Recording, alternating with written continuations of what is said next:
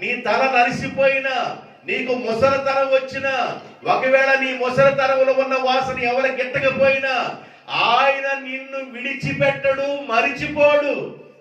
Bible చెబుతుంది, తల్లి తన చంటి బిడ్డను మరుచునేమో గాని నేను నిన్ను మరిచే దేవుడను కాను. నేను ఒక ప్రమాణం చేశాను, ఆ ప్రమాణాన్ని నేను మరిచిపోను అన్నాడు. ఏమని ప్రమాణం చేశాడు?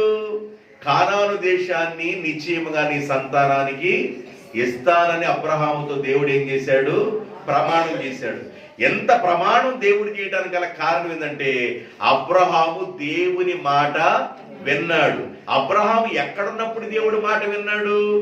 ఊరు అనే పట్టణంలో ఉన్నాడు. ఎక్కడున్నాడంట? బబులోను దేశంలో ఊరు అనే పట్టణంలో అబ్రహాము ఉన్నాడు. ఇల్లుంది, వాకిలుంది, బంధువులు ఉన్నారు, అన్నదమ్ములు ఉన్నారు, ఆస్తి ఉంది.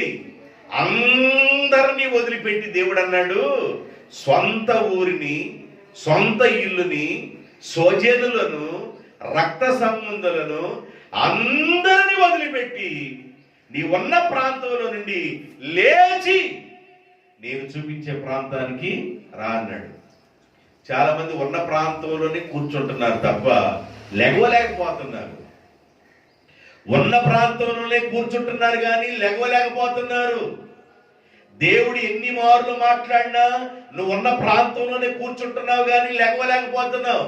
నువ్వు లేచి కానీ ప్రభు దగ్గరికి కానీ నడవగలిగితే, ఒక తీర్మానాన్ని నువ్వు చేసుకోగలిగితే, నా జీవిత కాలం అంతా ఇలాగ దేవునికి నమ్మకంగా బ్రతుకుతానని ఒక ప్రామిస్ కానీ నువ్వు దేవునితో చేయగలిగితే, దేవుడు అంటాడు, నువ్వు ప్రామిస్ చేస్తే నేను కూడా ప్రామిస్ చేస్తాను.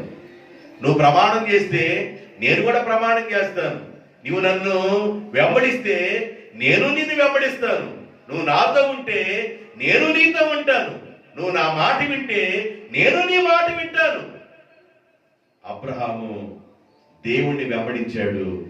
దేవుడు మాట విన్నాడు కనుక మాట విన్న అబ్రహాముతో దేవుడు ఏం చేశాడు? ప్రమాణం చేశాడు. ఏం చేశాడు? ప్రమాణం చేశాడు.